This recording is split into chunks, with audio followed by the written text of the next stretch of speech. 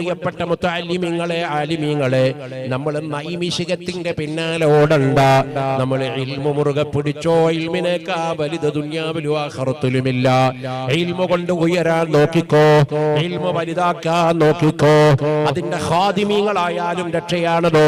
അതാണ് നബി സല്ലല്ലാഹു അലൈഹി വസല്ലമ തങ്ങൾ പറഞ്ഞത്, കുൻ ആലിമൻ, നീ ഒന്നിരിക്കൽ ഒരു പണ്ഡിതനാവുക, ഔ മുതഅല്ലിമൻ, അല്ലെങ്കിൽ ഒരു വിദ്യാർത്ഥിയാകുക, ഔ മുസ്തമിയൻ, അല്ലെങ്കിൽ വാദ് കേൾക്കുന്നവനാകുക. നീ ഒന്നിരിക്കൽ ഒരു പണ്ഡിതനാവുക, അല്ലെങ്കിൽ ഒരു വിദ്യാർത്ഥിയാവുക, അല്ലെങ്കിൽ നീ വാദ് കേൾക്കുന്നവനാകുക, ഔ മുഹിബ്ബാ, അല്ലെങ്കിൽ ആലിമിനെയും മുതഅല്ലിമീങ്ങളെയും വാദിനെയും മജ്ലിസിനെയും പ്രിയം വെക്കുന്നവനാകുക. ഫലാ തകുൻ ഖാമിസാ, അഞ്ചാമത്തെ വിഭാഗത്തിൽ നീ പെട്ടുപോകണ്ട. അതേതാണ് അഞ്ചാമത്തെ വിഭാഗം? ആലിമോ അല്ല, മുതഅല്ലിമോ അല്ല, വാദ് കേൾക്കൂല, വാദ് പറയുന്നവരെ ഇഷ്ടമില്ല, ഇൽമിന്റെ അഹ്ലുകാരോട് മഹബത്തുമില്ല, അവന്റെ കാര്യം പോക്കാണ്.